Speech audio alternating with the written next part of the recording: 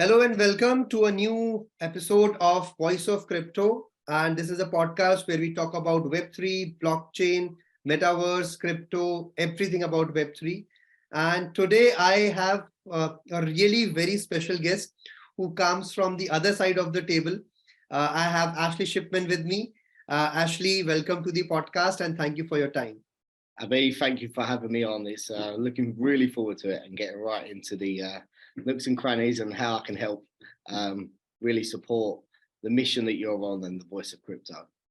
Great. So guys, those who are listening to this podcast or are watching this video, I will not reveal what special powers Ashley has. I will let him reveal. Ashley, why don't you talk about what you do and your journey till now and what all have you done today, till date? So I've been in a lot of industries. I've done a lot of things right. I've done a lot of things wrong, and it was only the fact that when it all went wrong was the biggest lessons for me in business, and it's taken me to a place today. So I currently hold multiple roles within private equity funds, venture capital funds, on their boards, non-exec, and personally I'm an investor myself into startups. Now, at the start of lockdown, we had a very uncertain world, uncertain time. And I think in this era, it was a first of many to see a full world lockdown. For me personally, I've never seen something like it, in which sent me down a route of building a place where entrepreneurs can go for safe, actionable advice in their business, because everyone got thrown left, right, and centre, was pivoting in business, and there was a new social audio app that came out, and with my mission to serve business owners, founders, to make sure they didn't make the same mistakes as I did. And do you know what? I don't claim to have all the answers, but what I do is build a network that will find the answers for you. So my journey venturing into this space was off the back of building a community of entrepreneurs, and I had to find a way to monetize the community to keep it going, because it did require a lot of sweat equity, a lot of time, a lot of money, a lot of resources from me and my partners. And this is what led us down the rabbit hole into Web3, crypto, and we released a creator coin. So that allowed all of the community to have an invested interest into the community, because community, as well as being the founder of the community, it wouldn't run just off of me.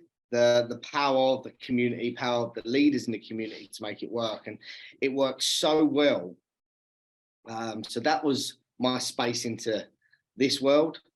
But behind all of this is I come from a place of raising capital and helping business owners get ready to scale and raise money to scale. And now, with a lot of work I do with the Winners Club and supporting entrepreneurs on their journey, how I make my living, my career behind it, is to make sure that investors have the right, business owners have the right path to go down with financial support, financial backing, or experience backing, to make sure that business owners get off and in the right direction. Because I come from raising money in traditional areas, startups and property. And now looking into this space, I can see there's a lack of, I wouldn't say so much resources, in the fact of there's a lot of experts in this game and field, but there's also a lot of charlatans, scammers, which I always say, like, but there's a lot of mixed reviews still in this space. And I think when there is something good, the scammers jump on the bandwagon. And like, we're not blind to this. We see the stuff that goes on, and that's one of the biggest problems I'm facing, trying to convert these old traditional investors into this space. When I say old, I mean old school way of thinking, because it's the way the world is going. And I'm now on a mission to bridge the gap of funding, financing, venture capital, private equity into the space of blockchain, Web3. And yeah, it's proving to be challenging, but we have funded deals as of yet. No, we have funded deals, and we're trying to continue. And I'm trying to really break down that floodgate so I can really bridge that gap for the people that are looking for funding in this space to investors that are looking to invest. And it's been challenging, so to speak, at the moment, but I'm working on it because, yeah, it's hard because with the news, the market, it's like something needs to give and something needs to help me and support when I approach these people for looking for funding. And we all can see the news and what's going on right now. So it makes it very challenging, but that isn't going to stop me. But I hope that gives you a bit of an understanding of my background. Yes, yes, Ashley, I think that's an amazing, I mean, you started with, I mean, you spoke about your journey during the lockdown and how you started helping entrepreneurs. And I mean, I remember a line by Simon Sinek which says that you always start with why and then you start thinking what, and then money, fame, everything is secondary. If you have a bigger purpose, everything will come in and you will keep on going. So, I mean, really amazing why for you, Ashley. It really touched my heart. It goes back to, so like I started my entrepreneurial journey probably around 22. Coming from a very successful career in the city, in the markets, in private equity. And I thought I was a business owner. I thought I was a businessman because I'd done very well for myself and went into business, completely failed, lost all the money that I'd made and had to go back to zero and had to slowly rebuild myself. And on that journey, I see the opportunity and place. There wasn't a place actually for entrepreneurs to go that was safe to get support without being sold something. Because everyone's got the answers, but you have to pay. And I thought, like, my mission and purpose to make sure like founders, business owners, entrepreneurs don't end up in the place I was, because it can be very, very, very lonely in the business world. And everyone's got a story. And I believe that people should start focusing on what impact they're creating today, not the impact they created 5 years ago, 6 years ago. Like, make sure that you're staying relevant in your purpose, in your mission, to really go out and support. Like, I come up with hurdles every single day, but I believe that if you move with the right intentions, you can't fail. I see a lot of people moving with the wrong intentions and wonder why the world's going wrong for them. And when you have a mission and purpose bigger than what you can achieve on your own, you will find the right people along the journey to support and back that. And there's one thing I do now, and it's a recent thing I've started to do, that before I venture or look into any deal, I ask someone's values, because I need to make sure that we are aligned before we start working together, because sometimes things can get heated, things can get tricky. And I think that if you're all fighting for the same purpose, mission, and have the same values, it's okay.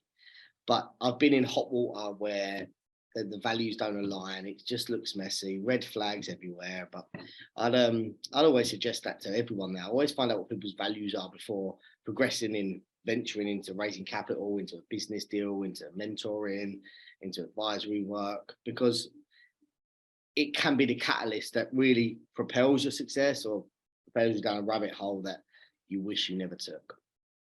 Right. So Ashley, you spoke about that you come from a traditional fundraising background and now you are moving towards a Web3 background. So what are some of the challenges, one which you see between both these different worlds altogether, and how difficult or how easy is it to convince?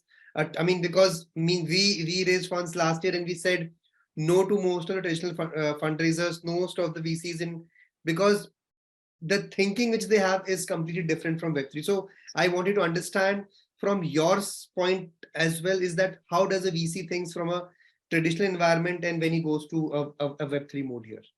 Okay, so what people need to understand is that the adaptation, I think, to Web3 and blockchain at the moment is, these figures ain't right, it's just what I'm feeling, probably like 3 to 5% of the population has adapted.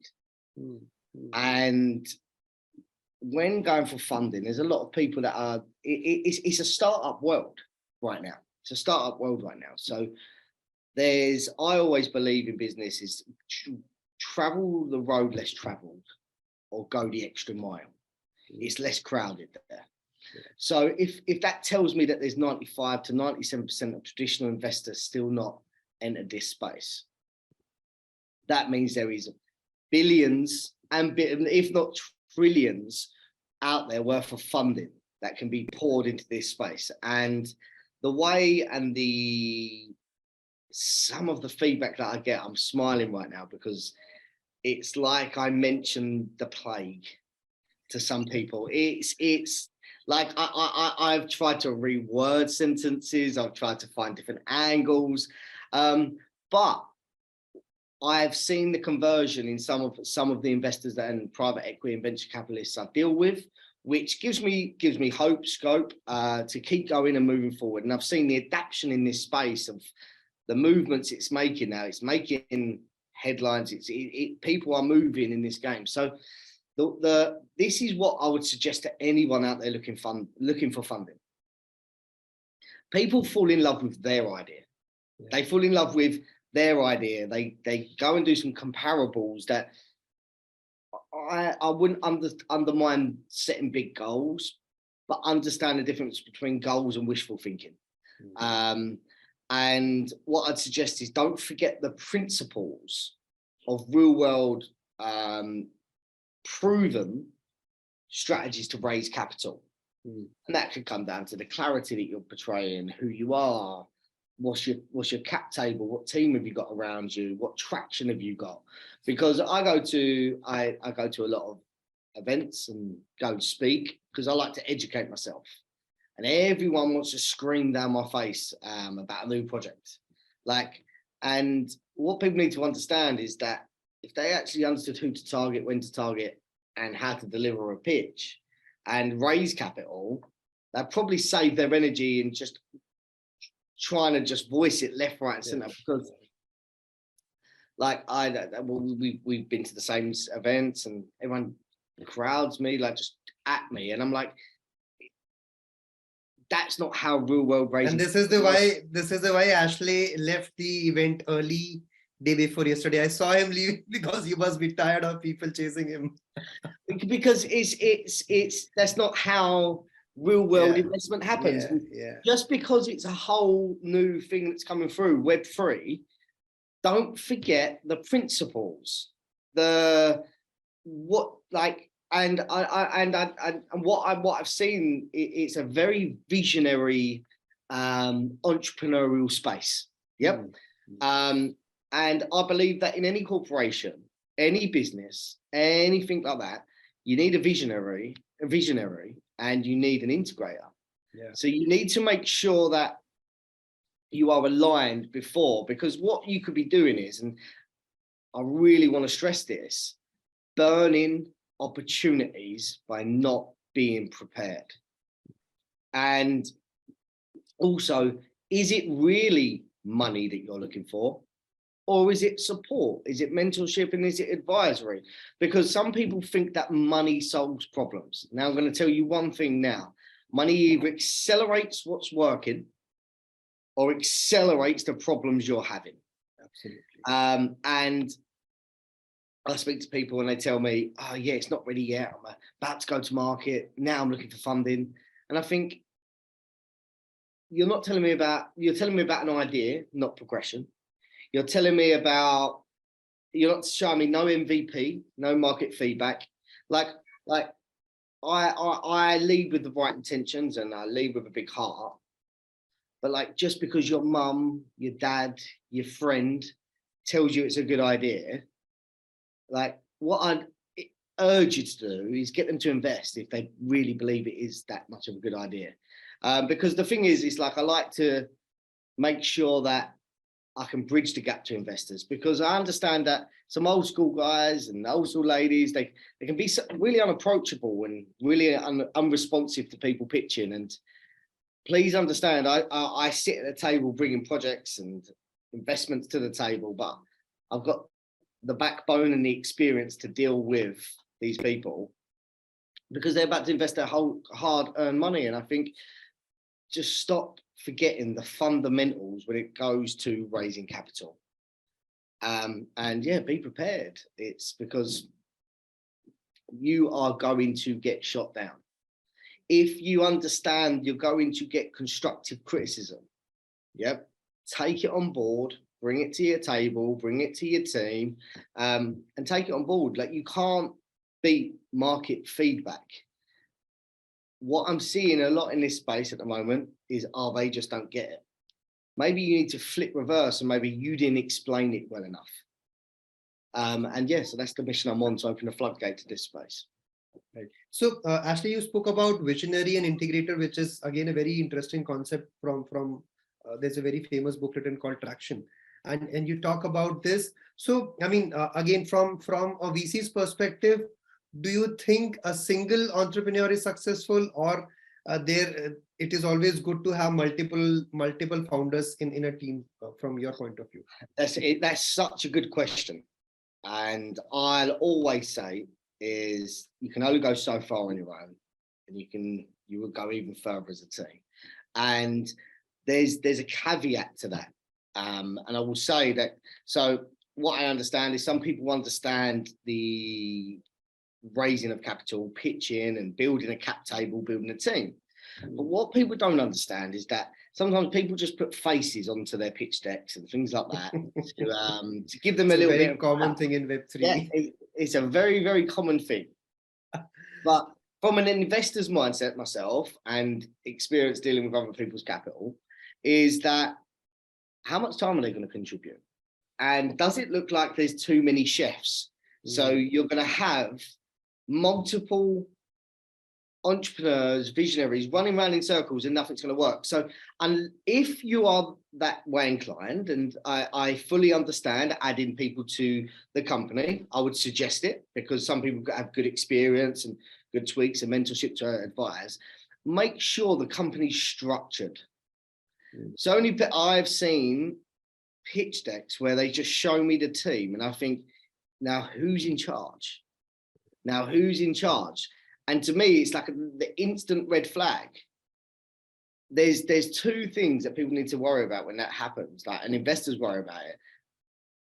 Are you BSing your way through? Are you BSing your way through? And if you can't show leadership or control or structure of what needs to happen, you're just going to turn these investors off.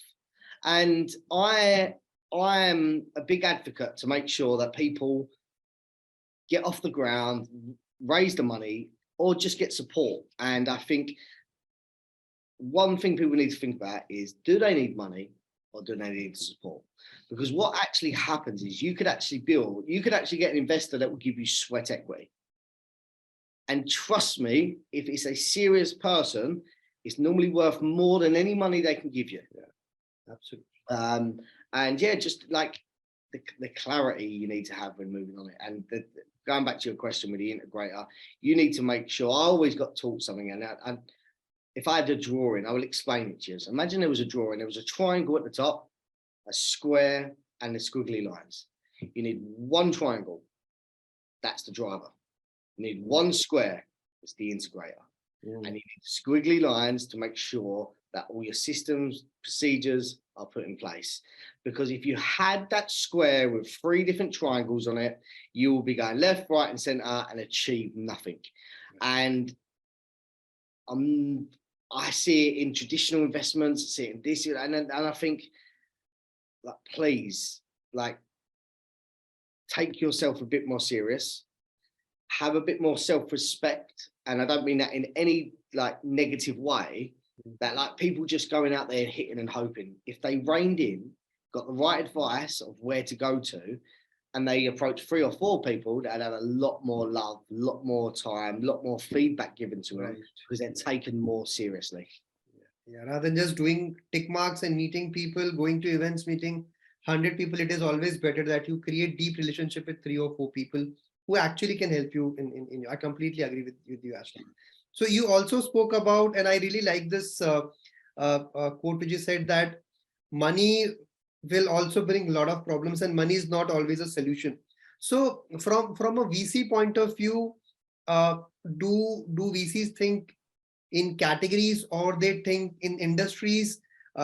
not just in investing, but also helping, because especially in an ecosystem like Web3 or maybe even a startup culture, the snowball effects work very well. So if you know a lot of people who are in your category, you can simply accelerate your growth. So how does a VC chooses to invest in a particular startup based on the category or the industry? How does that work here actually?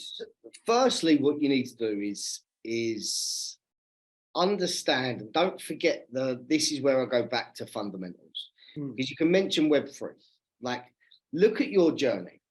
Like if you, like, I know it's slightly different, but like equity, like, so like, but still, people still do. I've seen a lot of Web3 projects raise capital in the Web2 way and in the traditional private equity route, still for their Web3 project. And what you need to understand in this world is that debt is cheaper than equity. Okay. So what you need to actually find a way of is their way of borrowing. If you're that certain in what you're doing, remember, debt is cheaper than equity. So if you've got a visionary and you know where you want to go, but you need support, that's when I would start looking for advisors and investors. Now, when approaching an investor, you want to make sure that they're your market fit. And I would love to say, so when it comes down to venture capital, bit harder for them to tweak what their mandate is. Private equity, angel investors is probably the sweet spot here, and I'm going to tell you why. Because 9 times out of 10 it's their own capital, and off the back of that, they could be a multitude of reasons that people want to invest into somebody. They could like you. They could see your business opportunity. They could agree with your values, see your work ethic and want to support you. But when you start going up the chain in higher brackets of capital, private equity, there is, I wouldn't say there's a lot, but there's some squeezes. Venture capital, they have a mandate they stick to, and go and find it. So like another tip is, if you're looking for capital in this space, if it's Web3, I know there's loads of funds popping up over the Far East at the moment, go and ask for their mandate. Don't ask them for money, ask them for mandate. Put yourself in a position of power before going to slapdash and throw as many pitch decks at the wall and hopefully one sticks. Go take control, put yourself in a position of power, go and get educated on how to present to these guys and ladies, and go and ask for their mandates, go and ask for their criterias. Don't just go and ask for money. You save your energy for the right person.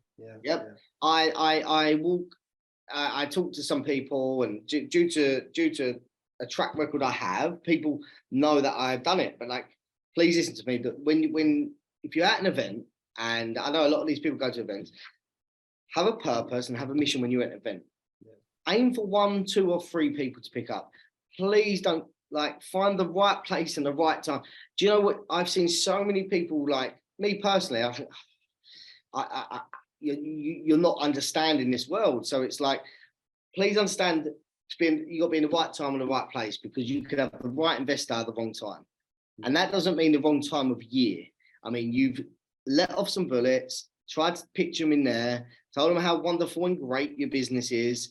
Trust me, they've seen the peaks and troughs of life, and they know business isn't the most prettiest thing in the world. I think it's Elon Musk says that, what advice would you give an entrepreneur? And he says, don't be one. We're delusionists, we're optimistic. And so, like, what I'm saying is, take control of yourself, put yourself in a position of power.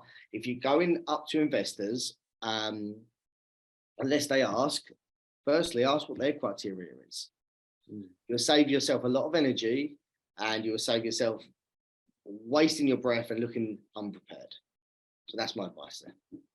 Right. Interesting conversations happening with Ashley, guys. Those who are listening to this podcast or are watching this YouTube, today I'm trying to get into head of a VC, how they think, so that all of you who are looking to raise funds can prepare for it. And Ashley rightly said, you cannot, the moment you see a VC, you cannot just start circling him, asking, because this guy is not carrying checks with him. So you have to build that relation. You have to talk whether he's going to invest in this kind of projects or not, and then start your pitch. Otherwise, you are right. People are just giving cards to everyone, hoping that out of these 100 cards, one will click in. But this is not the way you raise funds. I always say get more targeted. I get people coming to show me their website. They've not even said hello to me and telling me that they need this, they need that, they need this. If you know how to approach a venture capitalist, private equity investor, an angel investor, the best thing to do is ask what their criteria is to see if you match it. If it's not the case, guess what? Angels have other angels around them. Private equity have private equity around them. Venture capital have more venture capital around them. So what I'm saying is, if you put yourself in a position of power and control and take a targeted approach, you will see tenfold the results. You will get time from these guys and ladies, and you will get feedback that's required. And there's a big thing I'm seeing at the moment, and in this space specifically only. So this will talk to your audience. Uneducated investors in this space, yep, like are being undermined, yeah, and misunderstand that some of these people have the power to inject a cash injection for you to go over there. So I said it earlier on, and I want to highlight it again. These investors don't understand if you're looking for capital. But then flip that mindset. Did you explain it well enough? Because 9 times out of 10, it's number 2. You did not explain it well enough.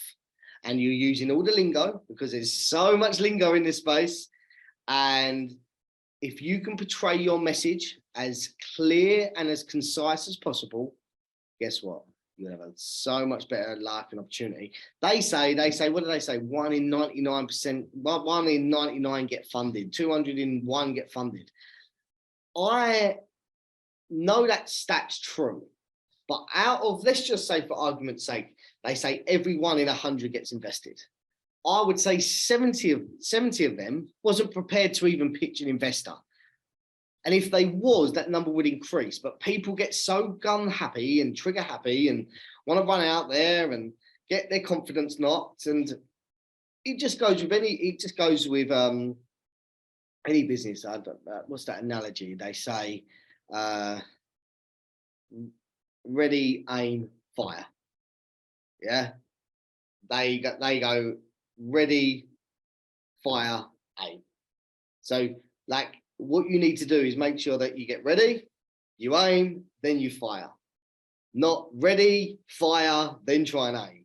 Yeah, if you follow some fundamentals, some simple principles, I promise you now, anyone who's listening to the Voice of Crypto and struggling to raise capital, then if you go back to basics is always good. You should live in the basic world of raising money, black and white, capital returns, what your mission is, what your value is, what your team is, what traction you got. There's multiple ways to do it, and stop overcomplicating it. Thank you for this interesting advice, and all those people who are listening. I think this is, if you could take anything out of this whole podcast till now, this is something which you should definitely try to do.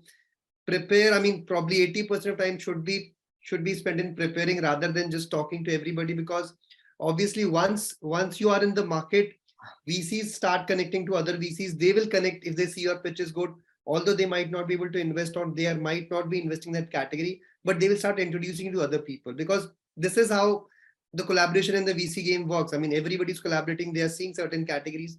And so spend 80% of time preparing the deck, preparing yourself, and then go and pitch rather than the other way around.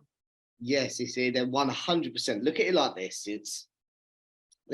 Sometimes there's financial interest for recommendations. Yeah. So if you go with the intention to be educated, if they ain't the right investor, and with the intention to be asked for a referral as well, you'd be surprised.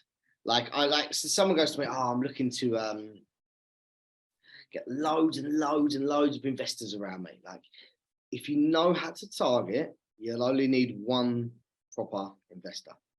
Whether they invest or not, they have the referral, they have the funding around them. And remember, what is it? Yes, remember, debt is cheaper than equity as well. If you're 100% solid behind the team that you've got and the movements you're making, then remember, debt is cheaper than equity. But also be real with yourself. This is where and I think it's an entrepreneur trait. We love to be the solution. Answer every question. Understand your lane, stay in your lane, and support your lane with everything you need around you to make you a success. Like, so be the triangle in the business. Be the square. Be the square. And also sometimes a negative caveat. People think investors are the answer. And it could sometimes be the worst thing you've ever done for your business, because you'll go from your business to sometimes working for an investor, depending on how they operate. And when it's their money, sometimes they can be very, very on top of you. And sometimes you'll have to know how to play the role of number two. And ego-driven people in the wrong ego could be really, really have a detrimental effect on you. As long as you're happy that this could come up, know how to play number two. Everyone wants to be the leader, the sergeant, or whatever they call it, when they're not even a good soldier. So have a review on yourself. Remember that this is still business. Like it is business, and the cleaner you get everything lined up, all your ducks in a row, the more chance you'll have at raising capital. Too much of serious talks, Ashley. Now I want to ask you a fun question. So don't take the name of the brand or pitch. Which is the funniest pitch or product which you have seen in your career, which you remember till now? It's an impromptu question. Wow. Do you know what? And I've seen it now. Early on, years ago, someone come to me, and I've seen it multiple times now. And it was this toothpaste. It is totally irrelevant to this world, yeah. It was a toothpaste thing to get the last bit of toothpaste out, yeah. And I couldn't see a fit for it. I couldn't see. I was like, toothpaste is £1 sterling, probably $2 or €2 or whatever. I couldn't see why someone would buy something to get the most out of something that was pennies. And I used to think, no, but then do you know what? I've seen it on Dragon's Den in the UK. I've seen them on my targeted ads for some reason, because I talk about it. So probably going to get targeted again.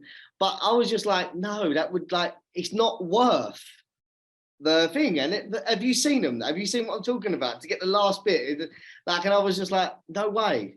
Another thing was, these are a lot of not Web3, and it was I don't know, I remember looking at the prototype, and it was putting air in the bottom of a bin, because when it's hard to get the black bag out. And I thought, okay, but I just was like, no. And do you know what? I've had things come to me and I've gone no, and they have been the next $1 million idea as well. And I think that's the approach you have to take. You're not always right, but experience will tell. And sometimes you might have had the wrong investor around you at the right time. So the only way to do that is to build your network, build people around you that can really guide you. But yeah, I'm just trying to think of, there's been some adult service businesses put in front of me. There's been, there's been an array of things, and I can understand you have a list of lot of things which make you chuckle. Yeah, 100%. Great. So Ashley, as we move towards the end of our podcast, I will have two questions which are both from a VC's point of view and from an from somebody who's raising the fund. So what are the top 3 things which a VC looks in a project and which they invest in? Perfect. Traction.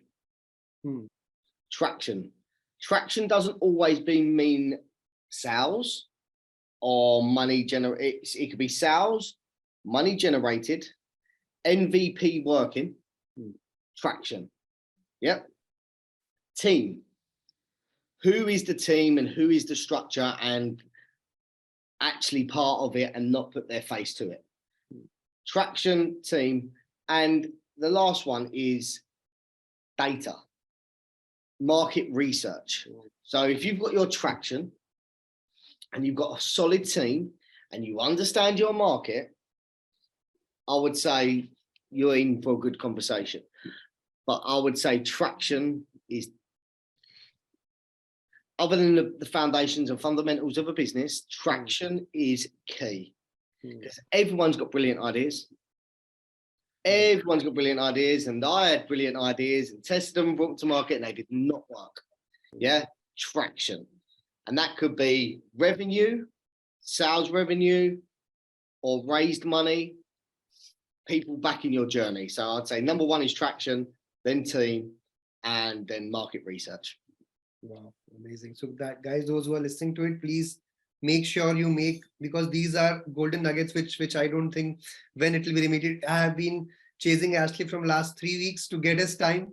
We got it done twice, but it got cancelled. So it's really important that you understand what he's trying to say, and you build your pitch deck, you build your business on this if you're actually looking to raise money. And in fact, as Ashley said, it's not always important to raise money. If you are self-sustainable, if you think the investor is not a right fit, it's okay not to raise money, wait for some time and then scale up, or you can scale up on your own as well. So can I give one caveat, and it always trips people up. I'm not looking for investment. I hear this, yeah? I don't need to write a pitch deck. I don't need to write the plan. And I'm going to be like, okay, who's going to be working in this business? Oh, it'd be me full time. It'd be me doing every hour under the sun. What you've just told me is that you personally are investing into this business. Please make sure you understand where you're going, what you're doing, what team you've got, whether you're looking for outside funding, you are personally investing time, equity into this. So whether you are looking to raise money, I would highly suggest that you go and look at what traction you've got before you start your MVPs, your teams, your market research, regardless, because you are about to invest more time into this business than you do with your family life, with your friends. And please don't invest and start barking up the wrong tree. Go back, do your homework. And as I said, I always get confused when I go to say it, but it is ready, aim, fire. Yeah, don't, ready, fire, aim.